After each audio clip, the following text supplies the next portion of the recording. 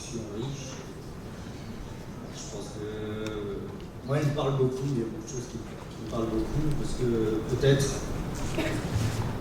parce que ce que je vais vous présenter, ça aide à travers l'action sur le terrain aussi, de se confronter à des situations, et du coup, si je me mettais à votre place, maintenant c'est vrai que tout ça, il y a toutes ces informations qui arrivent, et c'est un peu, ça fait beaucoup de termes, beaucoup de choses, mais je vais essayer à travers mon expérience avec le collectif, montrer quel serait peut-être le terroir, le territoire, le substrat de comment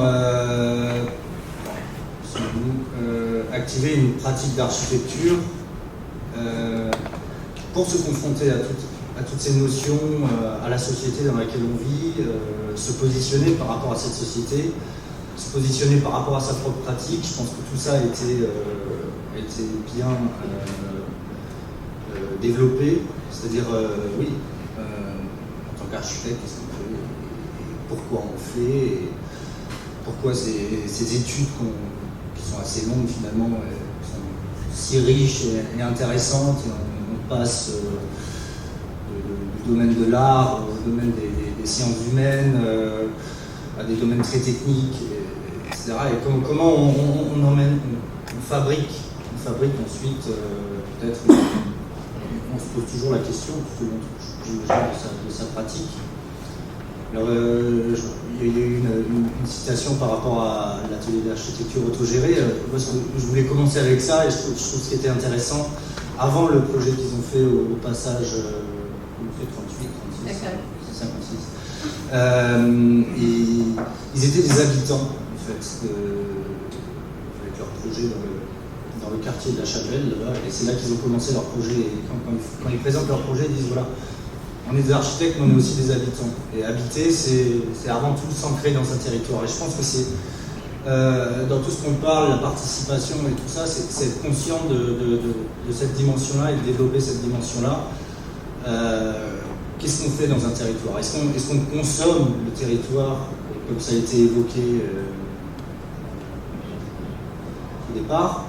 Ou est-ce qu'à un moment donné, comme Constantin et Dorina se sont dit, voilà, on habite ce territoire, et comment être un voisin, être un habitant, on devient aussi un fabricant du territoire. Et cette dimension de l'habiter, c'est quelque chose que je veux faire référence du coup.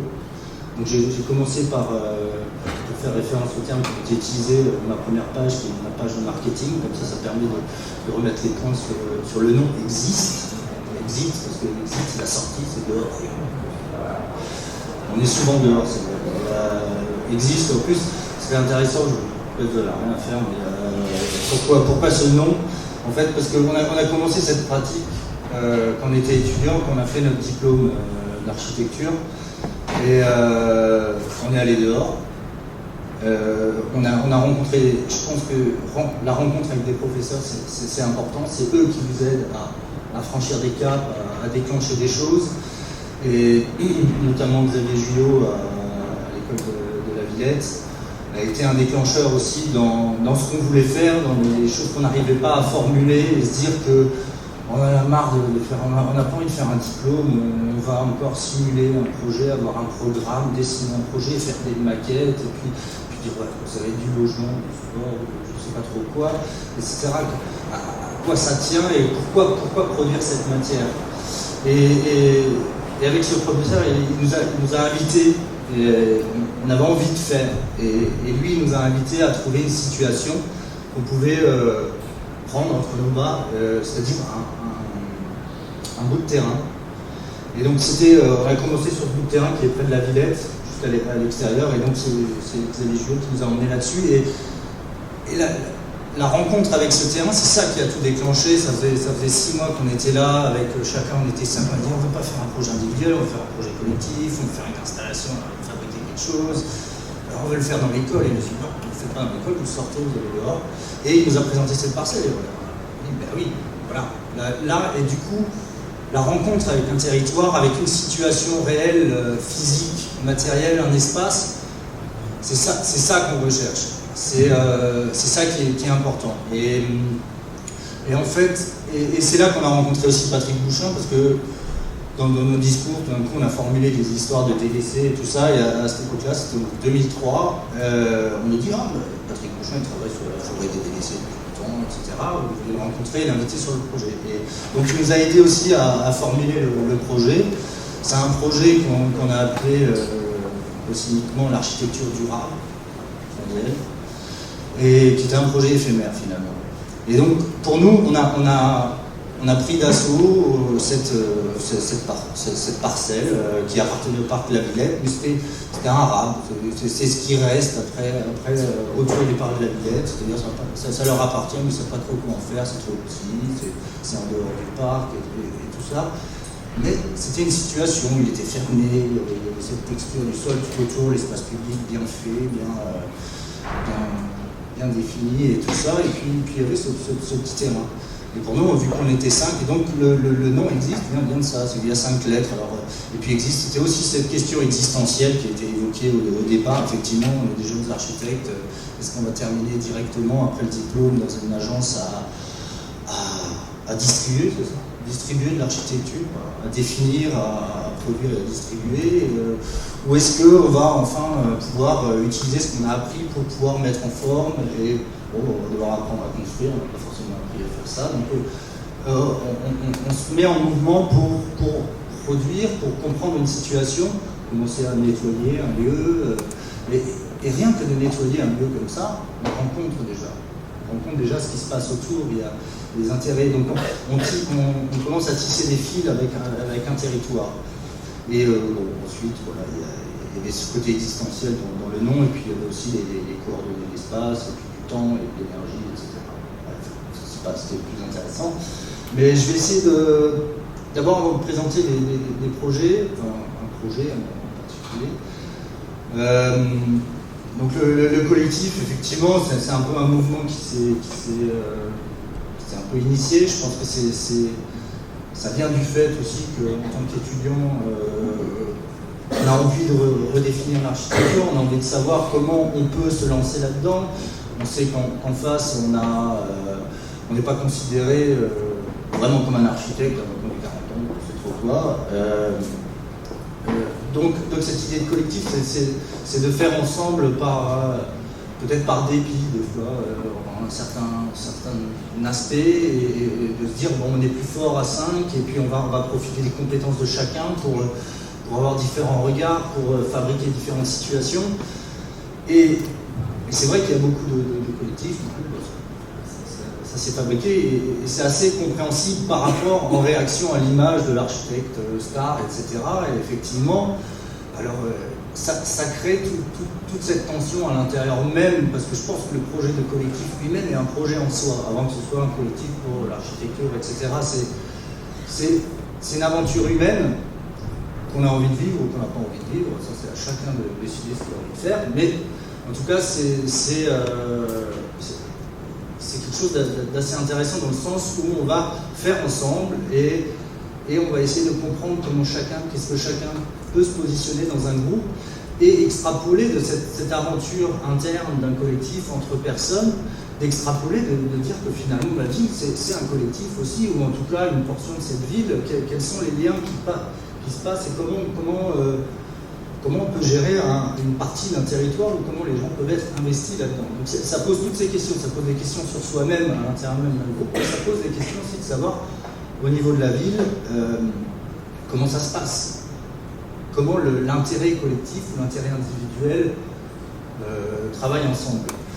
Et donc, nous, notre collectif, depuis la commencé en 2003, donc ça fait un bout de temps, les personnes qui participent encore à ce projet, je suis un des derniers depuis le début, encore en train de... Mais bon, il y a plein d'histoires qui viennent, où chacun prend aussi des directions, envie de développer, prendre la force de l'énergie du collectif et puis développe des choses individuelles. C'est ça qui est très beau, il faut l'accepter aussi. Mais l'idée du collectif, c'était de ne pas développer une agence. Donc on n'est pas une agence, c'est-à-dire on est tous des indépendants, des individus, que ce soit des constructeurs, des gens qui ont des tas de connaissances différentes, des constructeurs, des designers, des graphistes, effectivement des vidéastes, signer. À un moment donné, la forme n'est pas définie,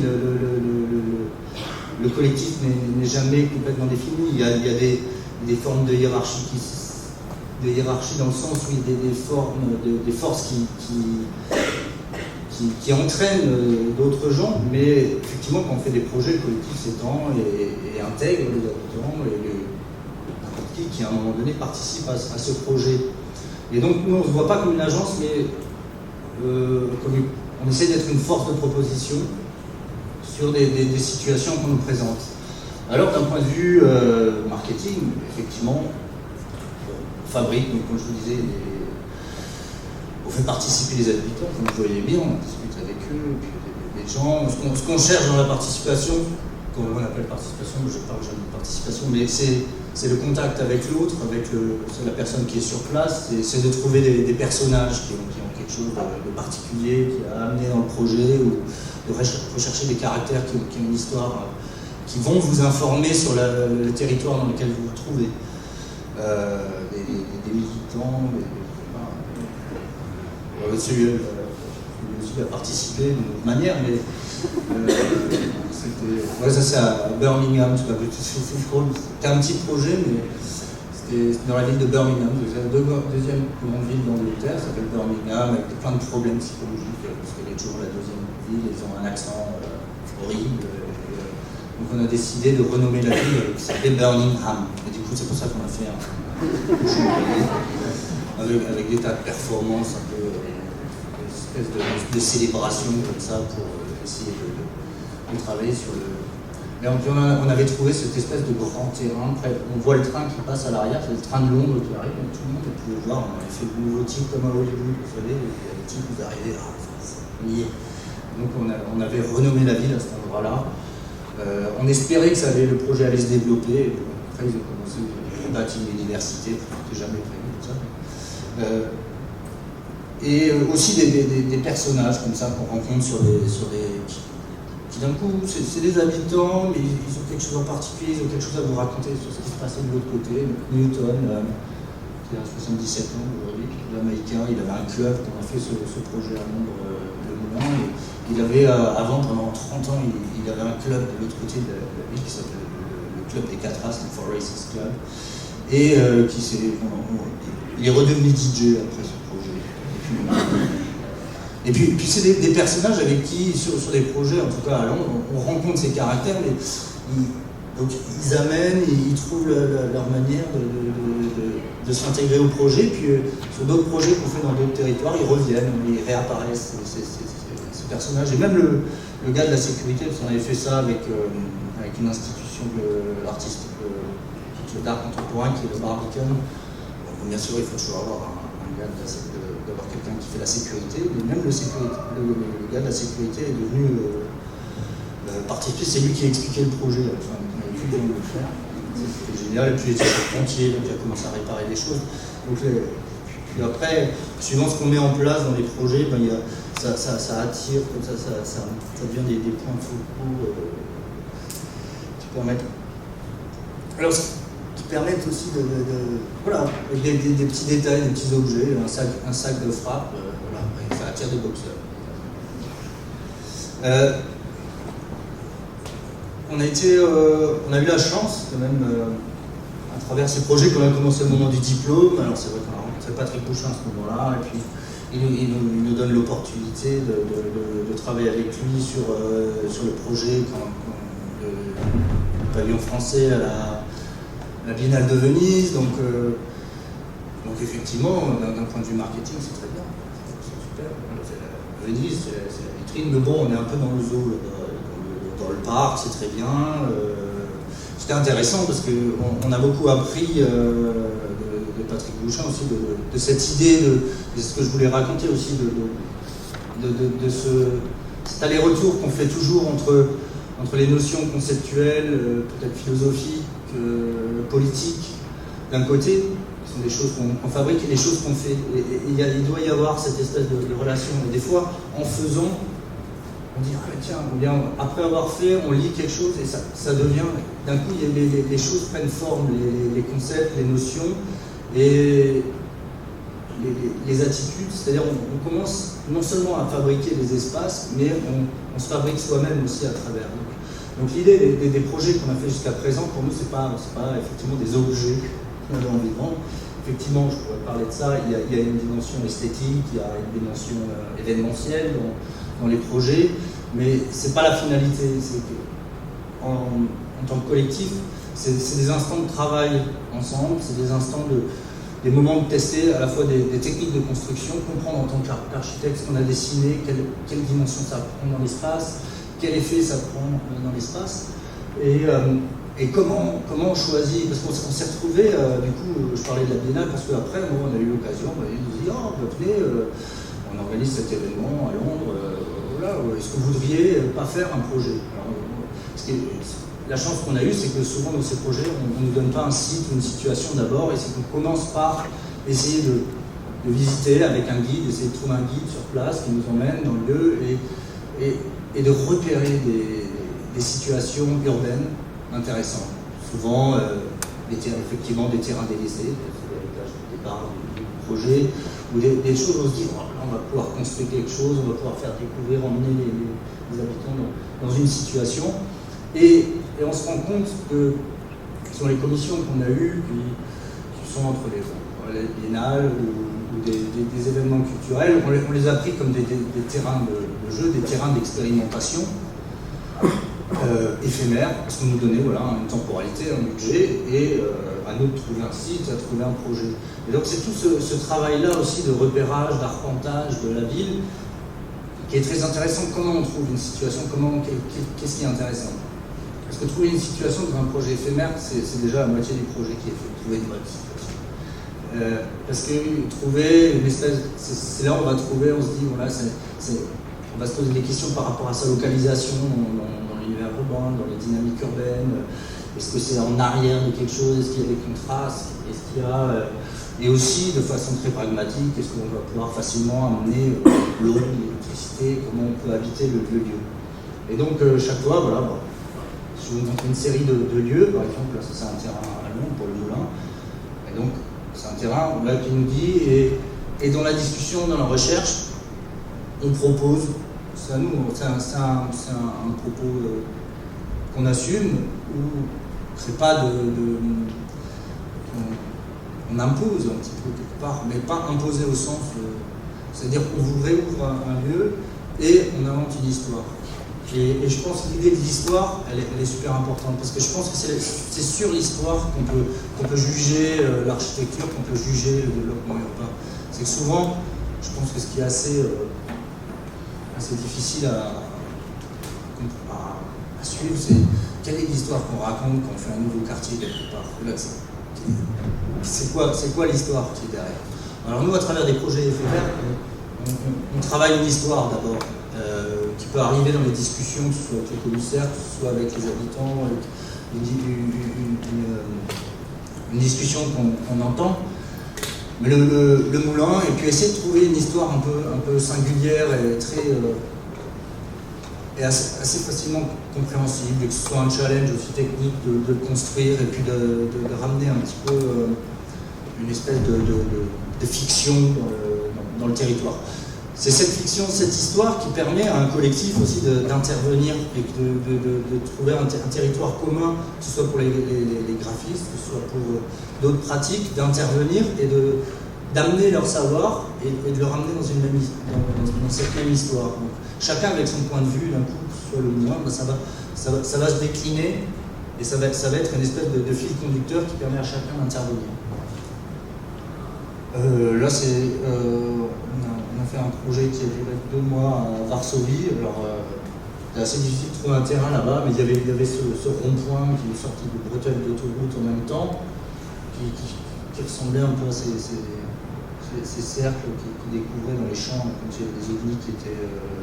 en plus, on ne savait pas ce qu'on faisait là-bas. Donc, on a fait une sorte d'ovni, comme ça, qui était avec un programme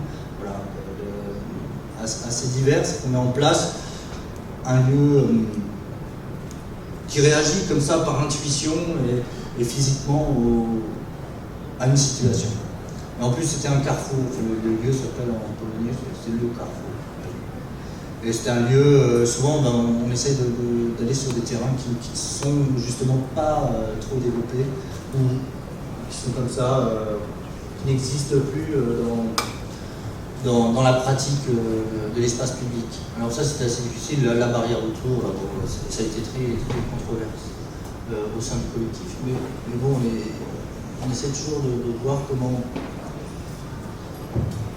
on a souvent choisi des terrains, on n'aime pas trop travailler sur des places publiques. La place publique, parce que la place publique, il y a toujours ces événementiels, justement marketing, souvent. La place publique, elle est souvent déjà dessinée, il y a déjà tout, il y a des grands.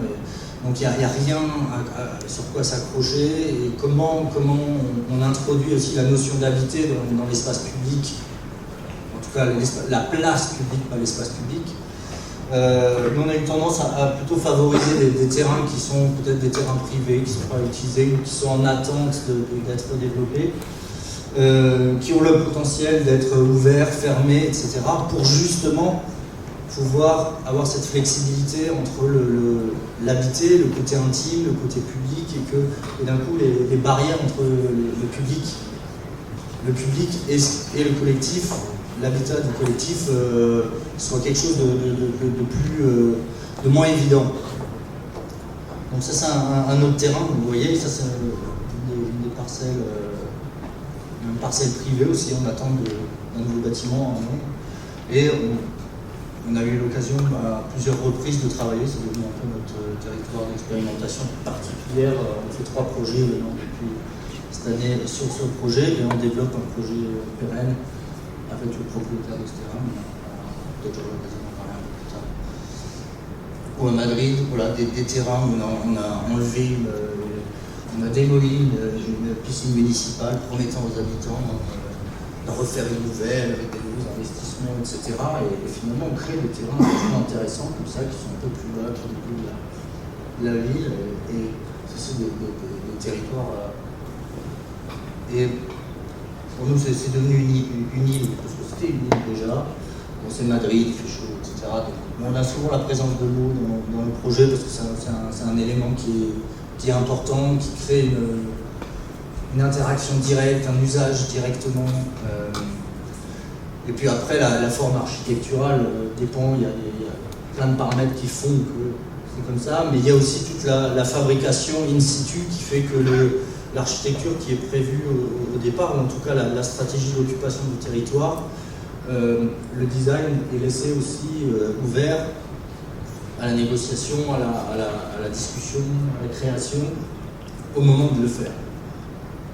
Et donc, c'est ce moment-là où on le fabrique, où tout le monde est là, présent, et on a les moyens d'échanger entre nous pour pouvoir fabriquer l'objet, même si au départ, on essaie de définir un espèce de programme, une structure, surtout quand on a d'autres intervenants qui viennent préparer le terrain, comme ça peut arriver. Ou à Venise, où tout le jeu était... on a souvent travaillé sur les portes, sur les entrées. Et c'est justement, les portes, c'est plutôt, enfin les portes, les seuils.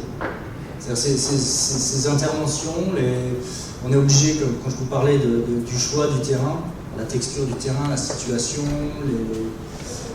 la morphologie d'un terrain, il y a l'idée de ces installations qui sont furtives souvent, qui durent quelques mois. Elles doivent avoir un impact, une lisibilité immédiate. Et donc, l'idée de seuil, de passage, comment on rentre dans un autre territoire, comment on passe dans le cas du jardin, du jardinier, dans le pavillon. Nous, notre intervention, on l'avait principalement ancrée sur le toit, parce que c'est des problèmes de territoire international, etc. Mais Patrick Bouchard, sa stratégie à l'époque, c'était d'inviter Buren, parce qu'il voulait faire ce coup, il disait je vais inviter des jeunes architectes, et puis je vais inviter qui je veux pour faire ce projet, mais il avait besoin d'une caution un peu institutionnelle. Et c'est pour ça qu'il a invité son ami Buren pour faire quelque chose, donc c'était la porte. C'était ça le seuil, c'était différents niveaux de... Alors, je ne sais pas ce qu'elle fait là. Des fois on rencontre ce genre de situation, mais ce genre de photos, on les garde, on les prend, on est là, c'est en Lettonie. Ah oui, j'en parle. Et là où je reviens par quoi j'ai commencé, c'est que en tant que collectif, on habite le jour 1 qu'on commence nos projets. Et du coup, la notion d'habiter, de vivre sur place, est super importante. Parce que dans cette notion de comprendre aussi le projet à travers la journée, à travers les temps de construction, de trouver que le projet aussi s'adapte aux besoins essentiels qu'on a besoin pour pouvoir habiter le lieu, ils sont essentiels pour pouvoir accueillir aussi le visiteur ou les voisins. Et d'être dans un statut, aussi on est des voisins, on est là, on habite là aussi comme vous, et on fabrique ce projet où on ouvre cette architecture, on vous l'ouvre. Et souvent, cette dimension d'habiter, non seulement elle a un côté pratique, parce qu'on se retrouve dans des terrains un peu ouverts, qui nous permet de créer, d'assurer la sécurité des outils, ce genre de choses, très banalement, mais le fait d'habiter un lieu, ça permet aussi d'insuffler ou de fabriquer une autre saveur à l'architecture. C'est-à-dire que les gens le perçoivent, ils le sentent. On remarque que c'est pas un espace public qui est censé être adaptable à tout le monde, qui n'a pas sa personnalité. Il a sa personnalité parce qu'il y a des gens qui l'occupent, qui l'ouvrent, qui se posent la question comment on passe de ce statut d'habitant à un statut d'individu public. Et donc, après, suivant les projets, on a essayé de mettre en œuvre différentes méthodes. C'est toujours, et en plus on répète, c'est un exercice sur chaque projet, voilà, comment on habite, et puis on devient de mieux en mieux, on arrive plus facilement faire une cuisine directement, récupérer les outils qu'on avait avant. Voilà, il y a toute une dynamique qui se met en place, et il y a aussi cette dynamique, la dynamique collective, elle est basée aussi sur ce vivre ensemble à la base de la fabrication du projet. Et après, cette notion d'habiter, on invite aussi, dans certains projets, certains habitants à habiter le lieu avec nous, et ainsi de suite. Ou plus fabriquer un hôtel sur une forêt, c'était à Rotterdam. C'était vraiment le projet, c'était 3 jours, c'était l'idée de fabriquer sur une petite île, dans un parc. Donc c'était aussi nouveau, comment on fabrique une porte, comment on fabrique un accès à cette île qui était là, une île décorative au milieu d'une espèce d'étang d'un parc du centre de Rotterdam. Voilà. Ce geste de passe, il y a un seuil.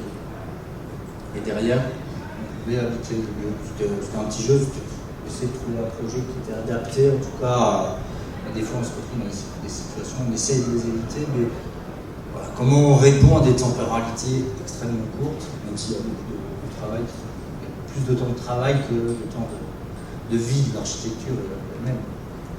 Ou là, à Madrid, à gauche, la porte qui était la porte existante, et après, quand il y a eu une manif, elle était respectée, quelque chose. Ou bien, à Londres, aussi une porte, mais là c'est une porte de 27 mètres de long, c'est-à-dire c'est comment on ouvre d'un coup toute la parcelle privée qui appartient à un promoteur, on la rend au public, donc on a mis au point cette fabriquer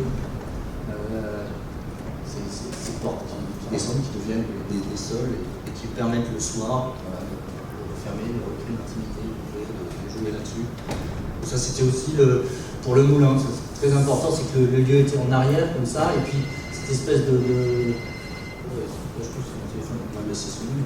Et ces portes-là, ces temporalités-là, c'est ça, ça fabrique cette poésie aussi, ce moment, cette émotion quand on passe de l'espace public général, de circulation, comme tu en parlais, comment on rentre après, on découvre ce qui se passe derrière, comment aussi on invite les individus à adapter une espèce des usages ou des comportements.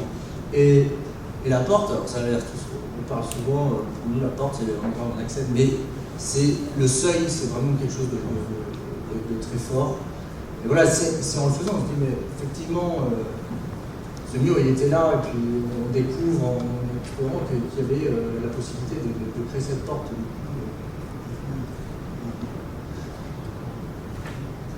Non, non, pas forcément. Ok, ouais, d'accord, pas de problème. Voilà, et les inaugurations, Laurent Petit, c'est l'Agence nationale de psychanalyse urbaine, si vous avez inauguré des projets, toujours cette notion de... Et puis la notion de toiture est importante, j'arrive de sur basique, comment on crée un abri, et ces choses-là reviennent en permanence, d'un point de vue architectural, d'un point de vue essentiel, qu'est-ce qui est essentiel pour déclencher des dynamiques ou des occupations d'un territoire. La toiture, bien sûr. Après, on peut la développer. C'était au niveau de l'histoire du champignon. Je ne peux pas vraiment développer parce que j'avais vraiment envie de montrer comment voilà, les différentes formes, sans vouloir montrer une esthétique d'un projet, mais qu'il y a des choses qui se travaillent sur chaque projet, dans des éléments de l'architecture qui se retrouvent, qui sont développés. On a envie de tester ça cette fois-ci. Et ça se met en lien avec comment ça se met en lien avec la fiction, avec l'histoire qu'on a envie de raconter. Cette histoire, si elle est fictionnelle, elle se base aussi sur des choses qu'on découvre dans le lieu, qu'on a envie d'exprimer. Des toitures qui sont en fait des plateformes. Voilà. On utilisait beaucoup le bois, bien sûr, parce que le bois ou l'échafaudage, ce genre de choses, parce que c'est des matériaux qui sont disponibles, c'est des matériaux qui font sens dans les temporalités de ces projets-là. Après, il n'y a aucune velléité de conscience écologique, je ne saurais même pas comment exprimer à travers ces matériaux ou pas. Quand on fait un projet qui dure 3-4 semaines, il y a des méthodes de fabrication, donc on se rend compte comment on adapte les méthodes de fabrication aux temporalités et aux temporalités de l'architecture qu'on a envie de trouver. L'eau, le sauna, le bien-être, le corps, la flotte qui est soit un élément qui est là parce qu'on habite le lieu, du coup c'est devient un programme, un usage intime, personnel, etc., privé, qui est partagé aussi publiquement parce qu'on avait un petit bain à côté, du coup on peut se doucher, mais aussi l'eau en étant un matériau performatif et qui pour moi est super important dans l'architecture, dans l'espace public, parce que c'est un matériau qui crée une certaine fascination et qui offre des usages multiples. Et, voilà. Peut-être je peux arrêter là, et je pense qu'après, si jamais je veux revenir sur les images. Oui, je pense que c'est mieux le débat, et puis plutôt que de rentrer. Il y avait des histoires.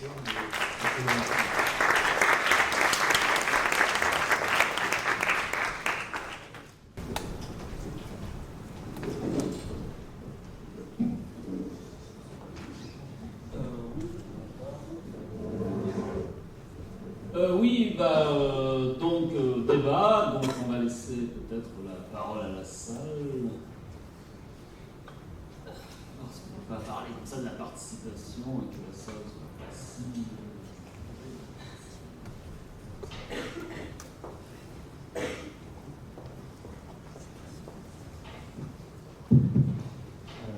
En fait, j'aurais une petite question par rapport à la partie économique de vos projets. Finalement, là on parlait pour un film, il y a un producteur, il y a un réalisateur et après il y a le consommateur. Et finalement, le capital que vous avez pour vos projets, vous avez eu où en fait? Parce que quand vous êtes sorti de l'école, Ouais. vous avez fait un projet, vous avez, comme nous, pas de capitaux. Ouais. Et est-ce que c'est les fonds publics qui vous servent par ce projet-là? Finalement, le consommateur, finalement, c'est indirectement le financeur de ce projet-là en tant que contribuable voilà. Et il y a eu très peu de fonds publics de ces projets aussi, j'imagine que quelque part, des choses comme là. la Metavilla, Rodis, je ne sais pas d'où il y a l'argent, mais j'imagine qu'il doit y avoir des choses publiques. On a travaillé récemment avec la ville de Vitrolles, effectivement, c'est des fonds publics. Après, on a été dans des situations où c'était des commissions artistiques, donc souvent il y a pas mal d'argent aussi privé qui investit dans les projets. La plupart des projets qui sont là, à part Metavilla où il y a eu un projet conséquent, je crois, tout le projet, mais avec la programmation et tout ça, il y a à peu près 500 000 euros, je crois. Mais la plupart des projets qu'on a fait, c'est des projets où on a vraiment des petits budgets, c'est-à-dire par rapport à l'aspect constructif, etc. C'est-à-dire on ne gagne pas d'argent là-dessus, donc j'entends aussi ta question, dire voilà, mais comment vous faites pour survivre? Et on avait mis en place un modèle qui reste valable jusqu'aujourd'hui, c'est de savoir, c'est à un moment donné, et on est toujours dans ces aventures collectives, il y a toujours ces discussions qui reviennent, parce que nous on a sur l'idée du rôle de l'individu, l'économie, quelle est l'économie de chaque individu. Souvent, les gens ont des économies différentes. Nous, on a à la sortie de l'école, on travaillait, on faisait des images, etc. On avait une espèce de revenu, enfin, on arrivait à fabriquer un revenu individuel qui nous permettait après d'être moins regardant sur les budgets, des choses qu'on mettait en place. Donc, on avait une espèce de double casquette comme ça qui disait voilà, d'un côté on a ces projets-là où on investit, on se permet d'expérimenter, on a cette opportunité-là, prenons la totale liberté de faire ce qu'on veut, de ce qu'on a envie de proposer, ce qui nous semble, en tout cas ce qui nous semble intéressant à faire dans ces situations-là. Après, on ne bâtit pas une économie sur tous les projets qu'on a fait, enfin une économie durable, je voudrais dire. Mais c'est un choix. Parce que finalement, si vous aviez des fonds publics, vous auriez été plus contraint finalement à faire votre projet ou Ah oui, j'imagine que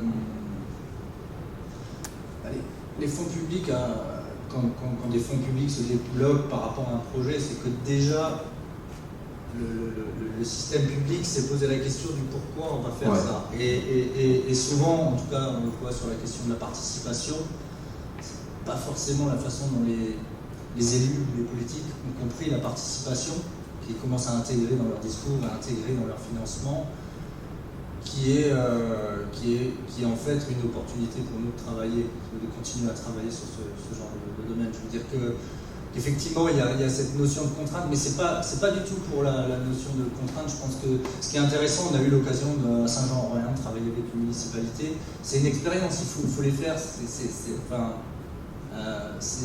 vraiment, il faut l'aborder avec ce qu'on a fait jusqu'à présent et d'essayer et de se poser la question, de se dire voilà, qu'est-ce que j'apprends dans cette situation-là, voilà, de se poser toutes les questions, pourquoi ils en arrivent là, et c'est en le faisant, c'est en forgeant le projet, voilà, qu'on comprend les tensions, et c'est vrai que peut-être l'expérience qu'on essaie de chercher dans ce cadre, je pense, des projets peut-être publics, mais il y a tout un accompagnement de projet, je pense, de pédagogie, de bien être clair de savoir comment on veut travailler, pourquoi on veut travailler comme ça, et de l'expliquer, d'avancer au pas à pas. Après, ça crée des frictions, forcément. Et on n'a pas envie, forcément, nous on essaye de dire dès le départ qu'on est dans le cadre d'un projet, que ce soit avec un privé ou avec un... Vous avez bien envie. Voilà, ce qu'on n'a pas envie de... C'est qu'on essaye on se dit au fond du mail, on n'a pas envie d'être dans une relation de client-prestataire. Et c'est pour ça qu'on ne s'est pas mis en agence. On n'a pas envie de fabriquer une agence en tant que telle et de produire tout ce qu'il faut autour. C'est un projet. Voilà, le collectif, c'est un projet. On peut participer à plusieurs projets individuels. Et votre statut, c'est en tant qu'artisan ou auto-entrepreneur je me sens architecte, je ne suis pas à l'ordre. Il n'y a pas besoin de... En Angleterre, moi, ça fait 4 ans. En Angleterre, il n'y a pas forcément besoin. D'accord. Ils ont le RIBA, le Royal Institute of British Architects, mais c'est plutôt un club de gentlemen. J'ai l'impression que le problème. Ensuite, tous ces clubs-là, bah, c'est ouvrir des réseaux, c'est faire ce travail de réseau. Alors ça, on a envie de le faire, on a envie de le faire. Chacun se sent à l'aise ou pas de le faire, mais je pense que... Voilà, enfin, je ne sais pas si j'ai un peu... Non, c'est... Il y a Nathalie.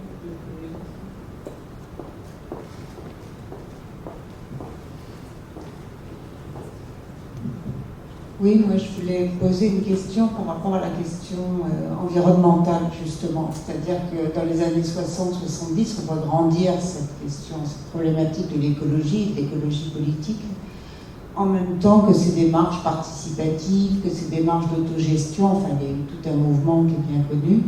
Je voudrais savoir de quelle manière vous voyez l'influence de cette dimension écologique telle qu'elle est comprise aujourd'hui sur vos propres projets. Parce qu'il y a eu différentes époques par rapport à cette compréhension de l'écologie. D'accord. Moi j'ai tendance, tout ça, c'est comme la participation, c'est que des termes qui cachent ou qui englobent plein de choses. Je pense que j'ai tendance à penser à l'écologie par essayer avoir un peu cette prétention d'essayer de trouver une réponse juste à un lieu, à essayer de comprendre quelle est la quantité de matériel qu'on met en œuvre pour répondre à une certaine fonction. Alors, je discutais avant, par exemple, je trouve l'exemple du toit qui est dans la cour, là. C'est assez intéressant de voir que pour une fonction de toiture, on a besoin d'une structure aussi énorme pour porter du plastique gonflé, c'est-à-dire qu'il a besoin encore d'énergie pour que le truc se dégonfle pas, etc. Moi c'est ça qui me semble important. L'utilisation des matériaux dans l'écologie, le bois peut être écologique comme il ne peut pas l'être aussi. On utilise, par exemple, vous avez pu voir, il y a ces matériaux blancs, c'est du PVC. Mais quand on pense à ce PVC, ce rouleau qu'on achète à 300 €, qui fait 200 mètres carrés, qui pèse 60 kg, et qui permet de faire une vraie toiture de 200 mètres carrés, d'abriter de la pluie 200 mètres carrés. Donc, moi, c'est toutes ces questions, j'ai pas vraiment de réponse. Je pense qu'il y a une question écologique à utiliser ça dans ce cadre-là, dans le cadre des projets. Moi, je trouve ça assez juste d'utiliser ce matériau-là et de ne pas faire, de pas être, dire, on utilise encore un matériau PVC à base de pétrole, de matières fossiles, etc. D'un autre côté, moi, ce qui me fait énormément peur, je vois beaucoup de projets qui sont surtout à Londres, ils sont très forts. C'est pour ça que j'adore cette ville, justement, parce que développer, c'est produire.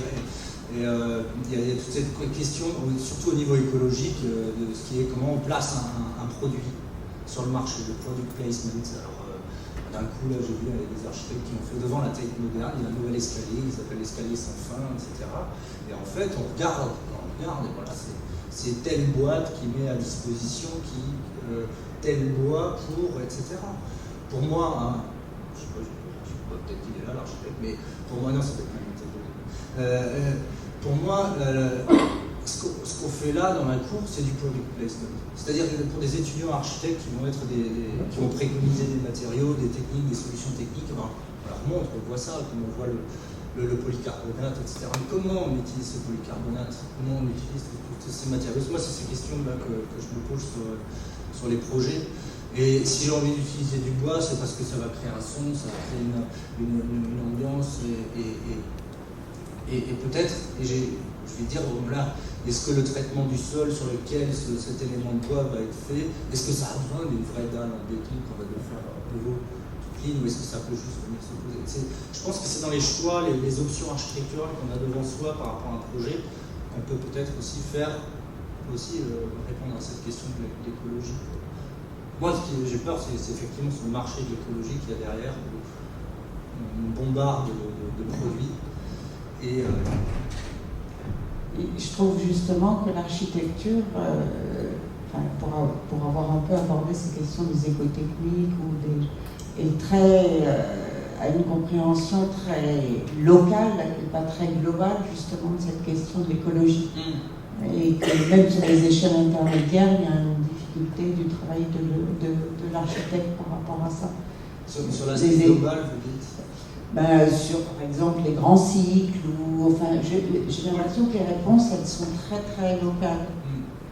Enfin, et qu'il y a une compréhension un peu réduite au bâtiment, si j'ose dire. Oui, à la fois, je pense que c'est des plus petites échelles que individuellement, on a potentiellement peut-être plus comprendre, qu'on peut plus aborder la chose. Moi, j'adore les Anglais. C'est les cultures qui fabriquent aussi ces choses-là. Et il y a plein de gens qui prennent des positions sur des grandes thématiques, je suis d'accord. Okay. Je vois aussi d'un coup il y a des extrêmes qui apparaissent comme ça, protéger le chien des Coréens qui mangent du chien. Alors, ça se trouve, alors là, qu'est-ce qu'ils racontent? Je pense que c'est des notions. Je suis tout à fait d'accord qu'il y a un gros problème global, mais qui est plus lié peut-être, que tu disais, à toute cette chaîne de fabrication, de structuration. Mais la question est intéressante, parce que ta matière, elle fait si les architectes ne se mettent pas à dire que tout ce qu'ils utilisent localement, ça circule. Mais c'est intéressant. C'est une compréhension. Ce que je veux dire par là, c'est qu'on dirait qu'on a laissé le terrain du discours global à certains architecteurs. Et qu'il y a tout un autre groupe d'acteurs qui s'est dit répondons au local, au moins on saura ce qu'on fait. Et en laissant le terrain vaste et vague à d'autres. Tout à fait, mais moi je pense qu'on se positionne. Moi tous les jours je me positionne là-dessus. Sur ces questions-là, quand on voit les scénographies qui sont faites avec des matériaux pas possibles, etc., ça n'a pas de sens. Comment on reçoit, comment on se positionne vis-à-vis de ces questions-là? Est-ce qu'on écoute un grand prêche de quelqu'un qui va être assez fort pour vous dire ah bah ouais, effectivement, ou bien est-ce qu'on va comprendre quand on va mettre en œuvre du bois et qu'on va aller à la scierie et qu'on va commencer à comprendre si on va à une scierie ou si on va à un fournisseur d'aller ce bois-là, mais effectivement, tu sais, il vient de Scandinavie ou Sibérie, etc. Il est plus spongieux qu'un bois local, etc. Mais, du coup, on apprend, mais comment on l'apprend ça? On ne nous dit pas. Et moi, je regarde pas. J'aime pas trop regarder les TED conferences et tout ça, j'ai l'impression que c'est des grands prêches, tout ça. C'est tellement... Après, j'aime bien les écouter parce qu'on arrive à récupérer des choses à partir du moment où quelle est l'expérience qu'on a construite pour pouvoir comprendre et faire les connexions entre ces choses-là. Je suis tout à fait d'accord. Il y avait une question là-bas, tout au fond. Parce que la parole doit circuler, bien sûr, c'est pas que l'autre. Bonsoir. En fait, je voulais vous demander par rapport à la structure du collectif, qui est en fait finalement une alternative à l'agence d'architecture, comme on la connaît. Et donc, d'une certaine façon, c'est un peu aussi un refus, j'imagine, du système de production classique de l'architecture, avec la pratique de l'agence, du concours et tout ça. Mais finalement, en fait, vos détracteurs pourraient vous dire que vous n'êtes pas sur les mêmes types de marchés, puisque finalement, vous allez être plutôt dans des installations éphémères, dans le temporaire et tout ça. Première question, est-ce que vous aimeriez réinfiltrer des types de projets ou des types de marchés plus pérennes, ou avec votre façon de faire, on pourrait appeler classiquement le bottom-up? Est-ce que vous aimeriez réinfiltrer ce genre de pratique? Ou alors contaminer ou faire évoluer le système tel qu'on peut? Belle question. Oui, c'est une bonne question. Mais, on y arrive. Et, c'est pas se poser la question de quel marché dans lequel on veut. Moi, je ne pose pas les questions comme ça effectivement, quel est le marché dans lequel j'ai envie de placer. C'est-à-dire qu'à un moment donné, dans le collectif, le groupe, le noyau dur qui permet à ce collectif de vivre, il se pose aussi, on échange sur ces questions-là. Et je n'ai pas eu l'occasion de vous montrer les suites de ce projet à Londres sur les pins, le Souna, etc.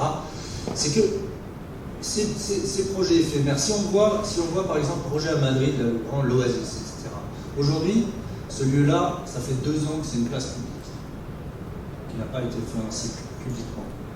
On n'est pas tout responsable des choses. On a ouvert les portes, on a fait un projet éphémère, on a été invité par un collectif local. Ces projets-là, c'est des premières étapes. C'est des premières étapes. Si on attend toujours les pouvoirs publics ou les privés de savoir exactement ce qu'ils veulent faire et qu'est-ce qu'ils veulent produire comme type de ville, etc. Effectivement, là on devient un marché, on attend, on est dans nos bureaux, on attend et on fait du marketing, peut-être pour être connu, et on peut répondre, on fait des concours, etc. Je suis d'accord, j'ai une position assez antagoniste de ces trucs-là. Je n'ai pas défini par défaut de dire je vais être contre la pratique. C'est juste que on s'est rendu compte en faisant, quand on commence à tirer des ficelles et on commence à fabriquer sa propre pratique. Et moi j'ai envie de continuer ça, et j'ai envie d'arriver. Et en ce moment, on est en train de développer un projet pérenne. Et les projets éphémères ont permis à une des parcelles à Londres d'être une parcelle qui a été ouverte, commissionnée pour faire ces projets, et permis à des jeunes artistes, designers ou des gens qui font des jardins de tester ce qu'ils pensent, c'est-à-dire de le faire, de le réaliser avec des petits moyens, mais d'avoir un terrain d'expérimentation. On est retourné sur ce terrain, on a créé, le projet éphémère, on crée une relation avec le propriétaire du terrain. Et aujourd'hui, on travaille avec lui à voir comment l'expérience et les matériaux, ce qu'on a compris du quartier et les réseaux qu'on a fabriqués dans le quartier avec ces projets éphémères, comment ceux-là définissent un nouveau développement. Et ça, c'est avec un privé, c'est-à-dire qui, lui, peut aussi avoir effectivement des intérêts économiques, mais il faut les accepter aussi. Et c'est comment on arrive à... Et cette expérience-là, elle me semble, en ce moment, elle est intéressante, c'est pour ça que je reste là. C'est parce qu'il y a cette histoire-là. On a envie de la suivre, on a envie de la développer, de voir comment on négocie ces choses-là. Que ce soit avec le public, que ce soit avec le privé. J'ai l'impression que le privé a une certaine... ça c'est peut-être un côté... un petit peu anglais. Le côté privé, ça peut aller beaucoup plus vite aussi. Mais ça ne dit pas, ça ne veut pas dire qu'à un moment donné, il faut se mettre de côté, dire non. C'est un apprentissage. Comment on parle avec un promoteur privé? Comment on discute? Comment on développe un projet dans un cadre public? Comment on développe un projet dans un cadre privé? C'est des choses sur le terrain qu'on apprend sur le terrain. Le problème, c'est que si en tant qu'étudiant, on se retrouve sur AutoCAD, ou en tant que jeune diplômé sur AutoCAD, après, c'est très bien, on peut apprendre des tas d'autres choses. Sauf qu'on n'a pas ce contact-là. On n'a pas ce qui fait le projet à la base, qui est la négociation, qui est comment on arrive à fabriquer un propos par rapport à une envie de fabriquer de l'architecture ou un projet, ou de répondre à une situation. Et c'est tout ça. Donc oui, moi ça me... je n'ai pas envie d'identifier un marché, de dire que je vais mettre tout le marketing qui est en place pour pouvoir atteindre ce marché.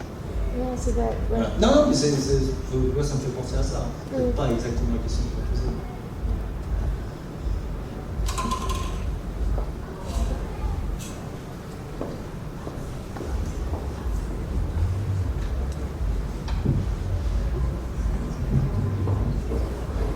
Oui, donc, tu parlais tout à l'heure de récupérer les outils après donc une fin d'intervention. Ouais. Tu dis que tu récupérais les outils et que du coup ils servaient aussi pour la suite de vos projets. Mais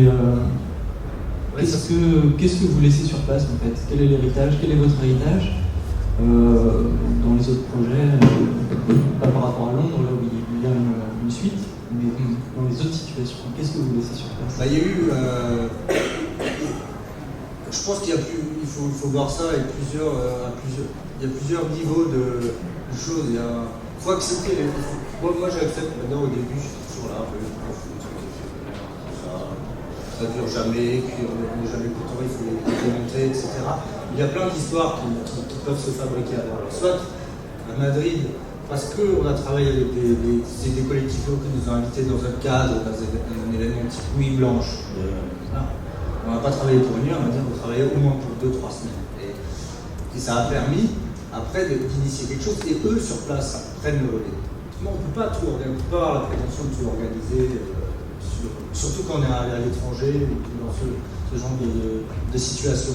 Le moulin, c'est devenu un jardin, c'est un groupe d'habitants qui, voilà, parallèlement à notre intervention qui permet de déclencher les choses parce qu'on l'a fait, parce qu'on crée une occupation, on montre un usage potentiel d'un terrain, et en même temps, il y avait des architectes locaux qui avaient fait une étude sur le quartier, qui eux étaient plus en position de récupérer de l'argent public pour pouvoir fabriquer des projets, parce qu'ils avaient fait toute une démarche avec les habitants, etc.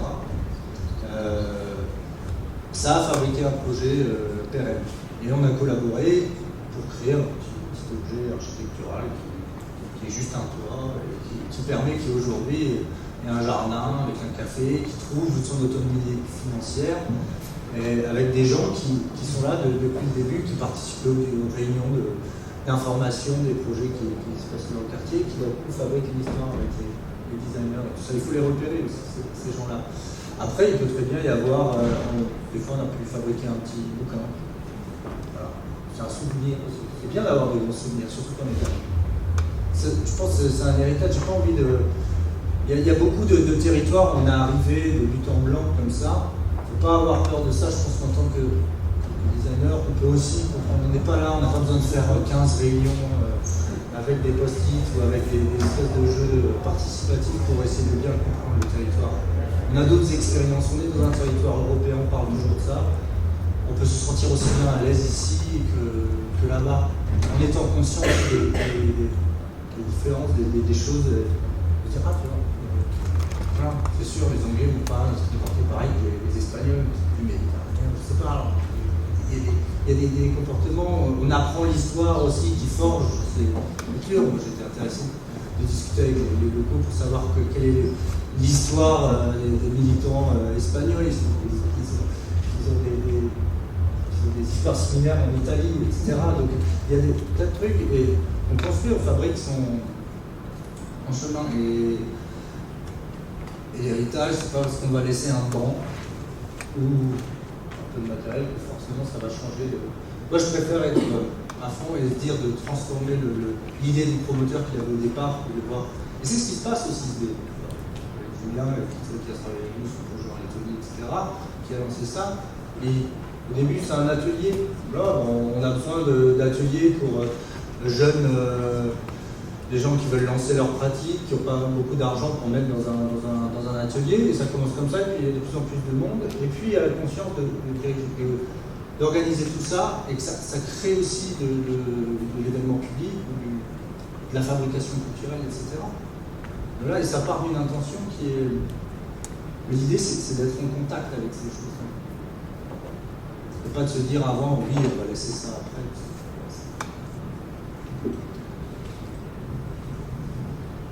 Sur ce, je crois qu'il y a d'autres événements justement à Versailles qui nous forcent ce lieu. On remercie M.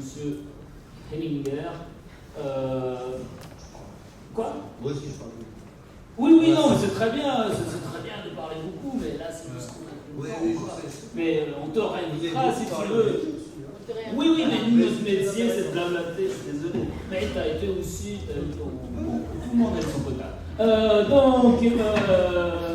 C'est ça, on souhaite que les étudiants, vous avez aussi l'internet de toute façon,